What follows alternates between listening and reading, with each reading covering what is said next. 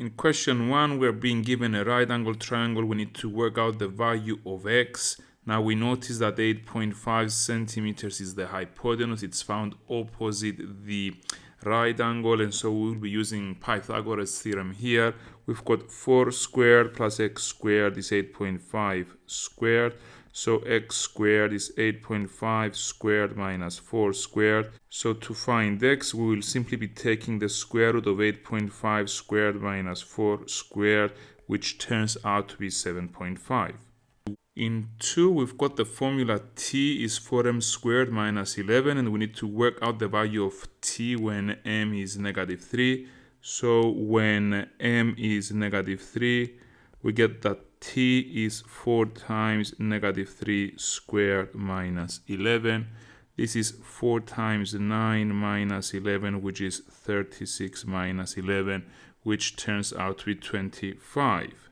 In B, we need to make P the subject of the formula D is 3P plus 4. This means that we need to leave P on its own, its coefficient being 1. So we start by saying that D minus 4 is equal to 3P. And then I will be dividing both sides by 3, leading to D minus 4 over 3 is equal to P. In 3, we've got 3 children. It's Rick, Selma, and Tony. They are playing a game. Rick has some counters. Selma has twice as many counters as Rick, and Tony has 6 counters less than Selma. We have been told that in total they have 54 counters, and we need to work out the value of P, where the ratio of the number of counters of Rick to that of Tony is 1 to P.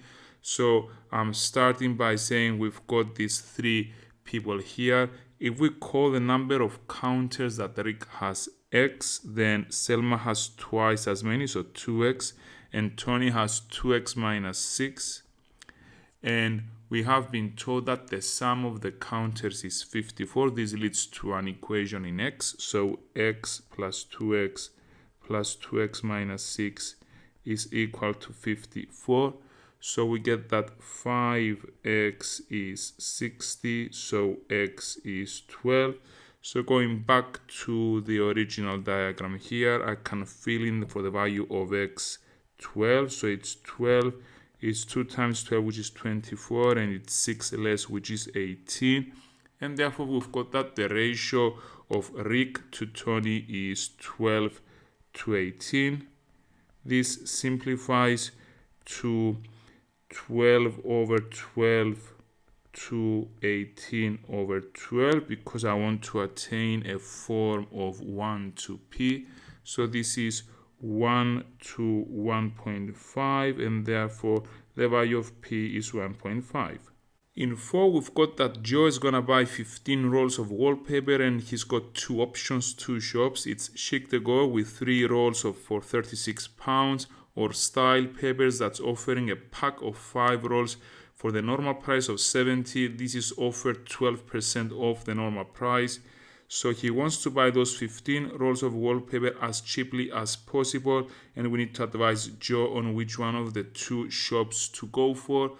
So starting with Chic Decor, we've got that the 3 rolls cost 36. So if we divide 15 rolls that we need to buy by 3, this gives me 5. So we need to buy 5 packs of 3 rolls, each costing 36. So 5 times 36 is £180. That is the cost if we go for the first shop.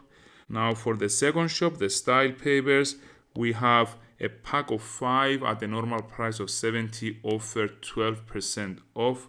So we start by saying 15 over 5 is equal to 3. So we will be buying 3 packs of 5 rolls, and each of these packs is costing you 70 times 0.88.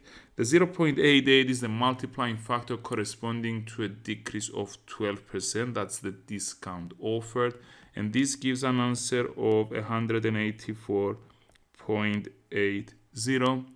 We observe that 180 is less than 184.80, and therefore we conclude that Joe should buy the wallpaper from Chic Decor.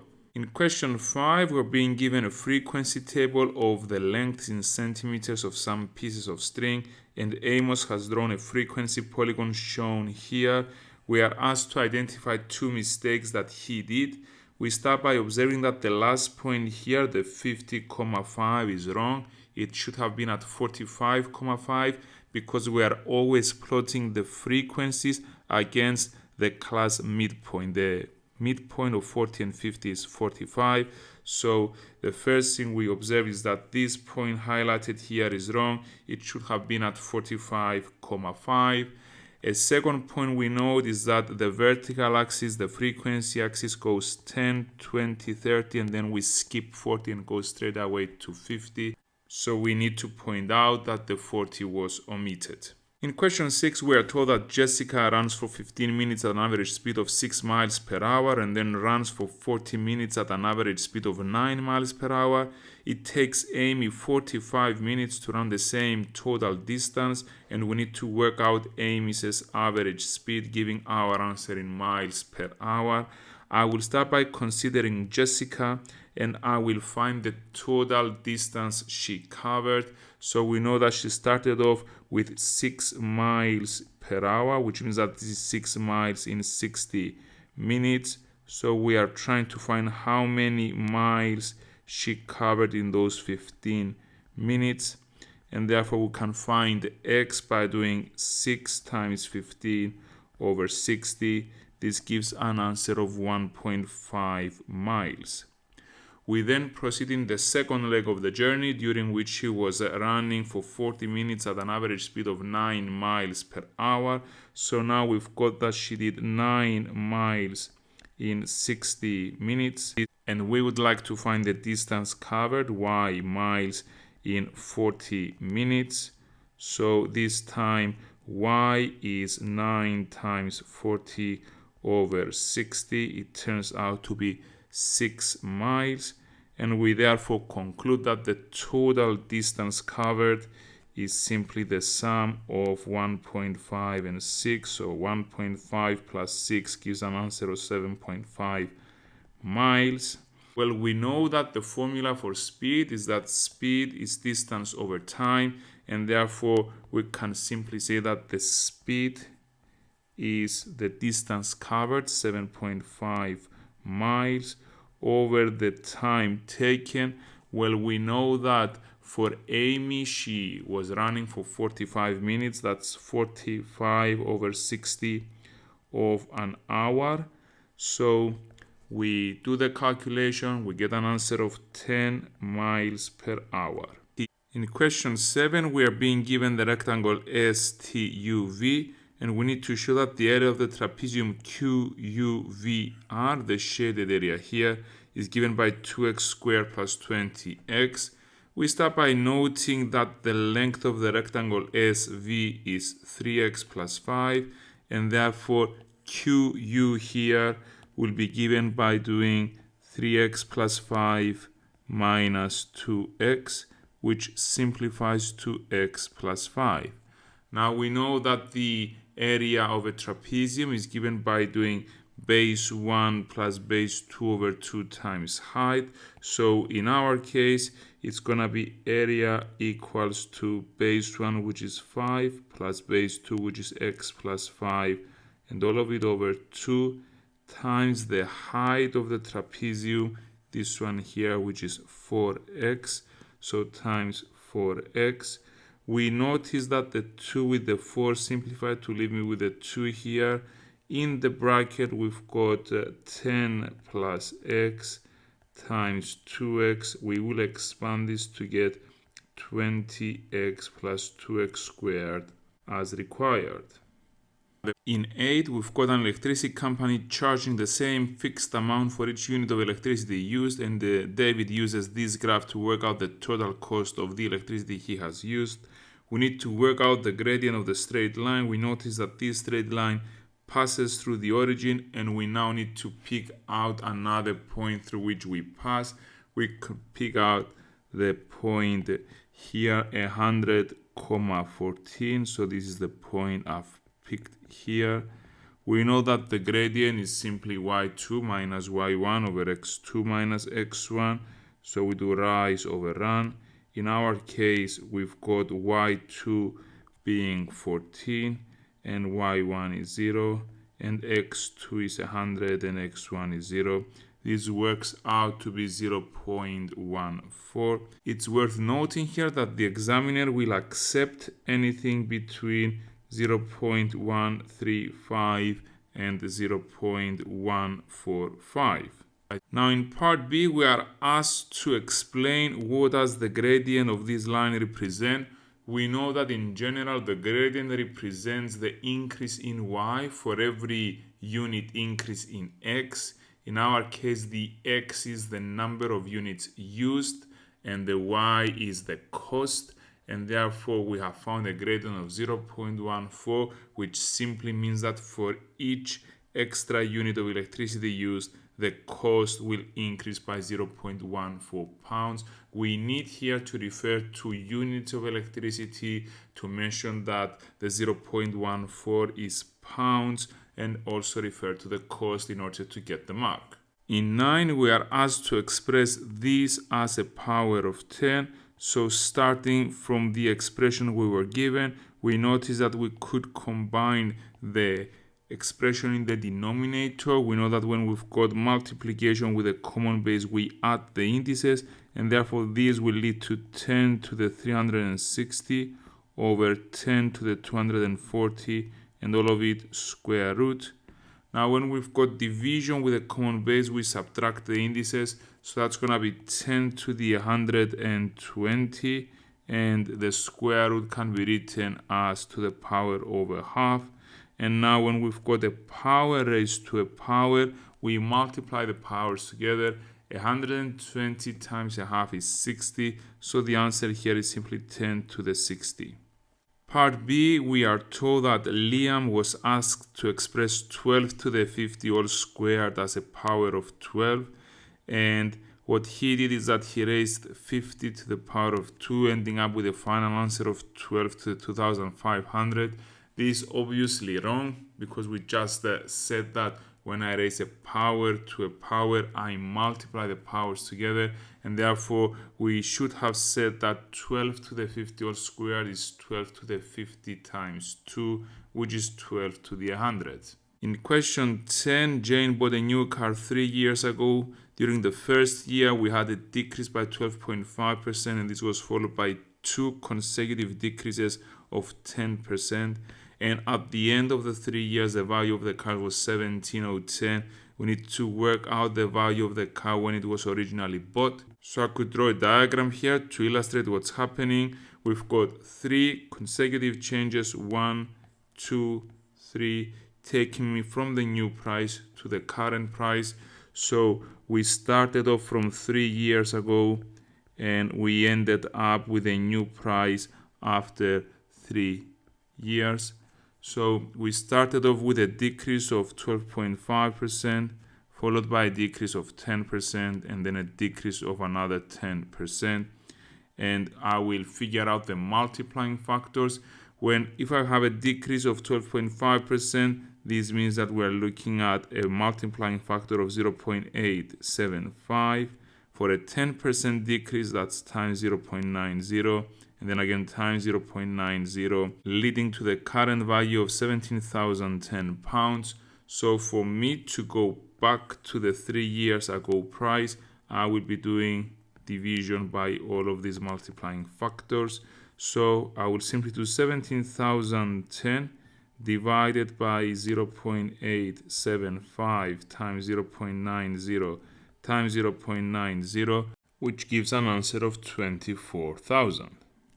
In 11, Rahim has 16 shirts, 5 pairs of jeans and 3 jackets, and he will choose an outfit of 1 shirt, a pair of jeans and a jacket, and we need to work out how many different outfits he can choose. Well, we've got 3 different types, so we simply need to multiply by how many of each type we've got. So that's going to be 16 times 5 times 3, leading to an answer of 240 outfits. In 12, we're being given two right angle triangles. It's triangle ACD and then triangle ACB. And we need to work out the length of AB, giving our answer to three significant figures. I will start by focusing on triangle ACD highlighted here. And I will say to find the length of AC, I will simply do tan of 45 is equal to AC over 8. This means that 8 tan 45 is equal to AC, which leads to AC being 8 centimeters. Notice that this triangle here, triangle ACD, was an isosceles right angle triangle, because if this is a right angle, that's 45, that also has to be 45 degrees. That's why we ended up with AC being also 8 centimeters. So let me write this down. And now we need to work out the length of AB. Well, turning our attention onto triangle ACB, we've got the 20 degrees here, we've got the 8 centimeters here. So I could simply say that sine of 20 is equal to AC, which is 8 centimeters, over the hypotenuse, which is AB. I will cross multiply to get AB sine 20 is equal to 8, leading to AB being 8 over sine of 20. Plug this on the calculator, we get that AB is 23.4 centimeters. In 13, we've got vectors A and B satisfying this, and we need to find B as a column vector. So the idea is for me to use this second piece of information, substitute A with 2, -3, and solve for B. So we've got 3 times 2, -3, minus 2B is 8 minus 17. Well, we've got 6 minus 9 minus 2B is equal to 8 minus 17. So this means that we have 6 -9 minus 8 minus 17 is equal to 2 times the vector B. The left hand side simplifies to minus 2, 8, and this is equal to 2 times the vector B. And so to find the vector B, I will divide all entries on the left by 2, leading to minus 1, 4 for the vector B. In 14, we are asked to factorize fully 4p squared minus 36, and I start by noting that there is a common factor, it's the 4, so I take that out and I'm left with p squared minus 9 in the brackets. So that's the difference of two squares. It factorizes to 4 times p minus 3, p plus 3. In part B, we need to expand this triple set of brackets to get this cubic expression in m. So we are given here m plus 4 to m minus 5, 3m plus 1. I will keep the m plus 4 and start by expanding the last two brackets, leading to 6m squared plus 2m minus 15m minus 5. I will collect like terms here. It's 6m squared minus 13m minus 5. And I will now further expand, considering all possible pairs. So m times 6m squared is 6m cubed. And then we've got m times -13m, which is minus 13m squared. And then m times -5, which is minus 5m. We now proceed with the 4 times 6m squared, which is 24m squared.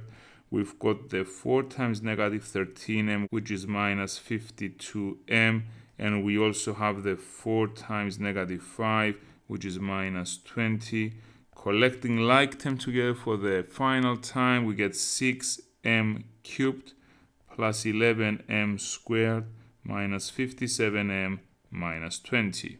In question 15, we need to prove that triangle PQX and triangle SRX are similar. So we need to construct a proof here. We need to find 3 pairs of equal angles. I will start by highlighting the 2 triangles. We notice that angle PXQ here and angle SXR are vertically opposite angles, and therefore they are equal. We then proceed. Angle QPR and angle RSQ are angles in the same segment. So these two are also equal. We said we need to be providing reasons for anything that we conclude. And finally, for exactly the same reason, PQS and SRP are angles in the same segment, so I mark them on my diagram here as well. I do write the reason down. We have found three pairs of equal angles, and therefore we can now conclude that the two triangles, triangle PQX and triangle SRX, are similar. I need to state AAA, which stands for angle, angle, angle, the three pairs of equal angles. In 16, we are told that P is the square root of 2e over f, E is 6.8 to 1 dp, f is 0.05 correct to one significant figure. We need to work out the upper bound for the value of P. I will start by finding the upper and lower bounds for E and F. So we have that E is 6.8. This is correct to one decimal place, so it could be anything between 6.75 and 6.85. Whereas F is 0.05. This is given correct to one significant figure, so it could be anything between 0.045 and 0.055. We are now looking for the upper bound for P, so the upper bound for P will be found by making the numerator as large as possible. So I will take the upper bound of E, so it's going to be 2 times 6.85 over the lower bound of F, which is 0.045, and I will take the square root of this, giving an answer of 17.4 correct to three significant figures.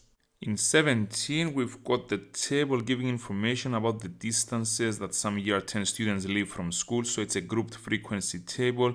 We know, for example, that we had 90 students living at a distance of between 0 and 1 mile from school. And we are asked to draw a histogram for this information. Well, let's start with a reminder. We know that frequency density is frequency over class width.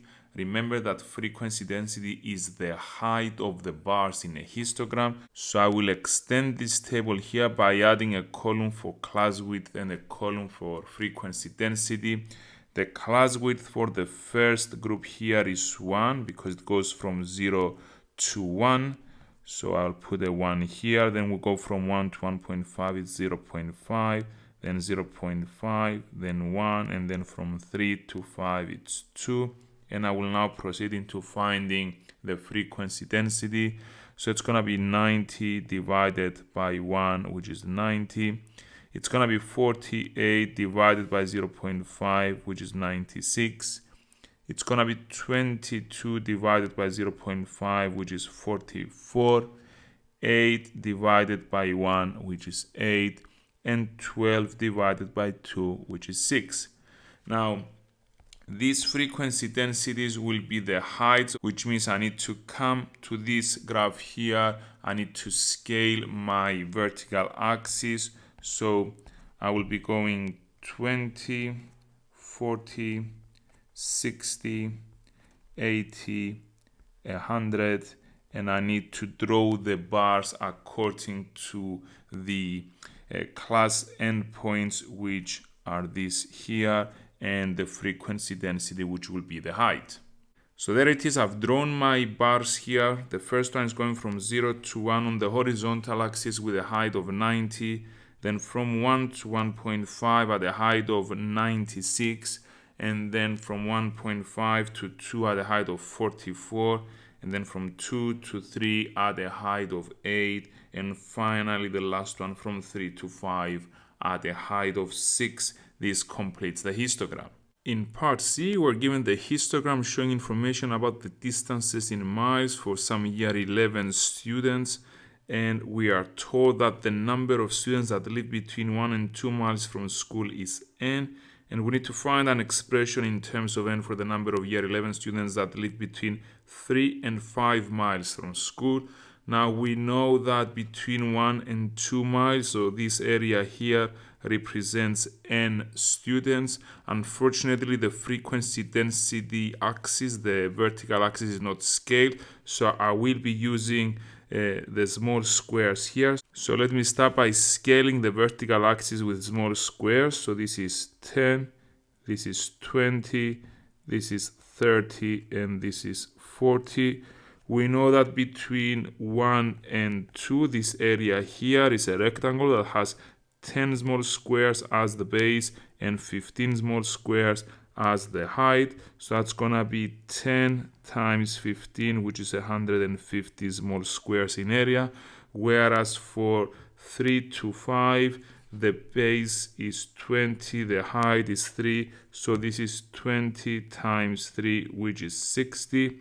Therefore, we can say that 150 small squares represent n students, 60 squares represent x students. We're trying to find x, so I'm using cross multiplication here. So I'm simply saying that x will be 60 times n over 150, which simplifies to 2n over 5. In 18, we're given this prism here. The base ABCD is a square of side 14 centimeter. We've got the ratio of BT to TC. We are told that the cross section is a trapezium having an area of 147 square centimeters. And we are asked to find the size of the angle between the line ST and the plane ABCD, this plane here, the base. So remember that to find this angle, imagine we are standing at the top here at S and we let a rock fall perpendicularly down. It will fall here and we complete the triangle here. So the angle we're trying to find is the angle DTS. We start from the fact that the ratio of BT to TC is 4 to 3, and therefore we know that this is 4 and this is 3. We know that ABCD, the base, shown highlighted here, is a square, and therefore the BC is also 14 centimeters, and therefore we can say that CT is 3 over 7 times 14, which is equal to 6 centimeters. We then proceed with the fact that the area of the trapezium is 147 square centimeters. The trapezium is shown highlighted here. We know that the formula for the area of a trapezium is base 1 plus base 2 over 2 times the height. So we have that 12, which is base 1, plus the side ds, which is base 2 over 2 times the height. Well, the height is simply CD, which is also 14 centimeters. So times 14 is 147. Now the 2 with the 14 simplify to leave a 7 in the numerator. And therefore we've got that 12 plus ds times 7 is 147. Now 7 with 147 simplified to give me 21, and therefore we end up with 12 plus ds is 21, leading to ds being 9 centimeters. So I will add this piece of information on my diagram. This is 9 centimeters. The idea is to find the length of dt, and I will eventually use the tangent ratio to find the angle theta. So if we look at the triangle DCT, this is a right angle triangle with a right angle at vertex C. I will extract this triangle and I will add the information there. So this is D, this is C, and this is T. We know that DC is 14 centimeters. We know that CT is 6 centimeters, and therefore to find DT, I'll be using Pythagoras theorem. So 6 squared plus 14 squared is DT squared, which leads to 6 squared plus 14 squared square root is equal to DT, and this leads to DT being 2 root of 58.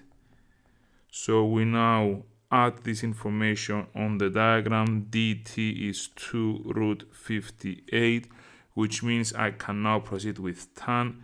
Tan of theta is 9 over 2 root 58, which means that theta is shift tan of 9 over 2 root 58, and this gives an answer for theta of 30.6 degrees, correct to 1 decimal place. In 19, we are asked to show that this expression here can be written as a single fraction into this form.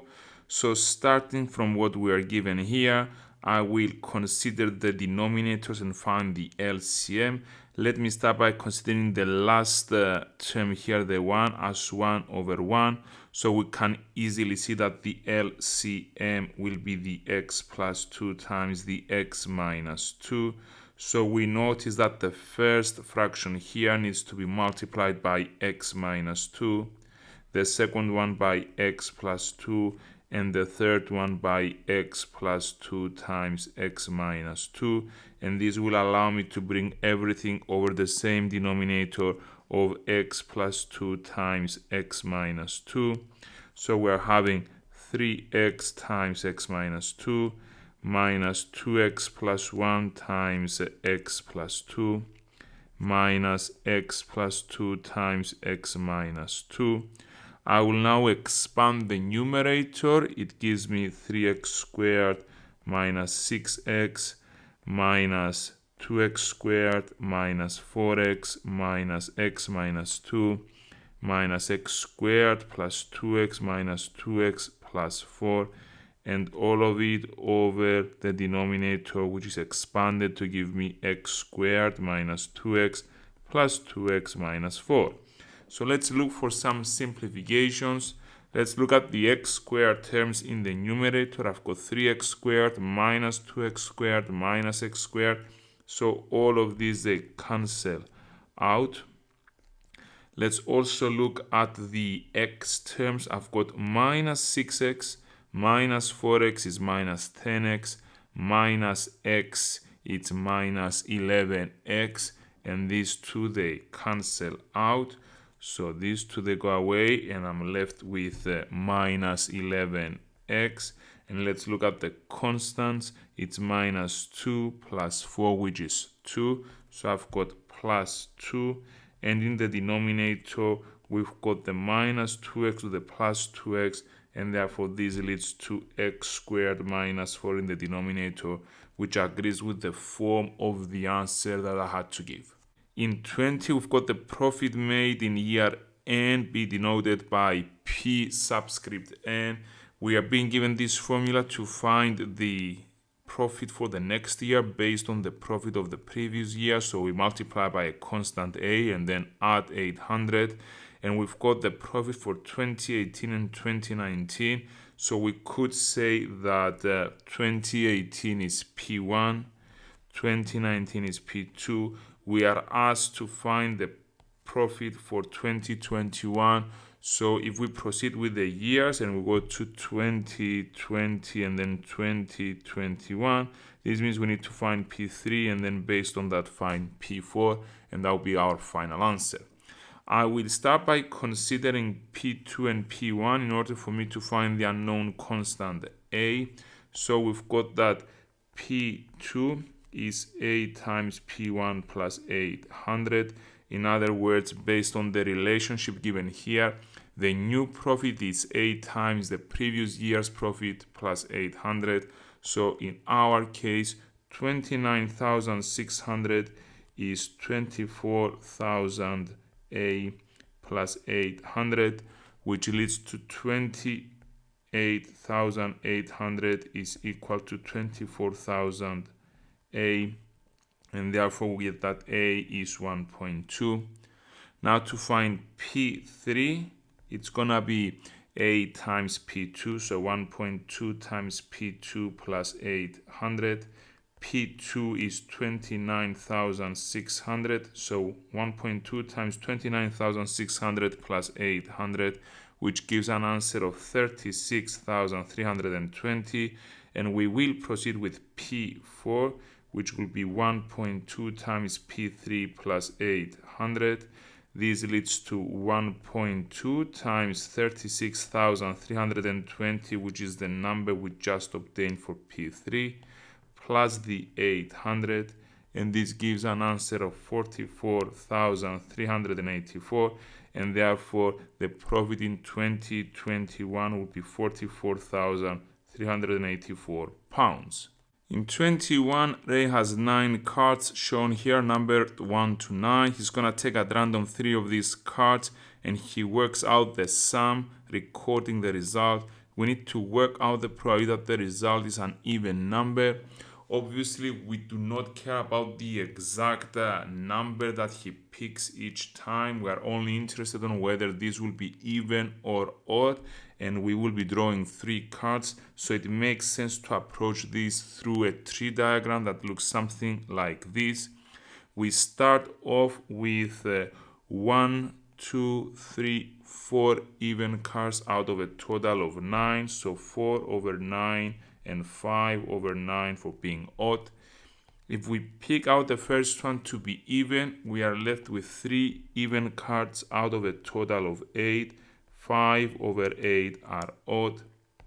If the second card is also even, this means we are left with 2 out of 7 being even and 5 out of 7 being odd. But if we picked out an even and we picked out an odd for the second one, we are left with 3 out of 7 of being even and 4 out of 7 of being odd. It is obviously crucial here that you keep track of what you have drawn out and what is left in the bag, and then we consider the scenario of starting off with an odd one being picked out, which means that we drop to 4 out of 8 for the second one and 4 out of 8 for being even. Now if we picked out odd and then odd again, then we are left with 3 out of 7 for being odd and 4 out of 7 for being even. But if we picked odd and then even, we have 3 even, so 3 out of 7 for even and 4 out of 7 for being odd. Now we are looking for the probability of the result being an even number, so this will happen if we have drawn even, even, even, even, odd, odd, odd, even, odd, or odd, odd, even. So in other words, we need to be here, here, here, or here for an even sum to be seen at the end. We multiply now the probabilities of the branches through which we travel, and then we add the 4 probabilities shown here. So what we are looking for is the sum of 4 over 9 times 3 over 8 times 2 over 7 plus 4 over 9 times 5 over 8 times 4 over 7. Then the third probability would be 5 over 9 times 4 over 8 times 4 over 7. And finally, the fourth path will be 5 over 9 times 4 over 8 times 4 over 7.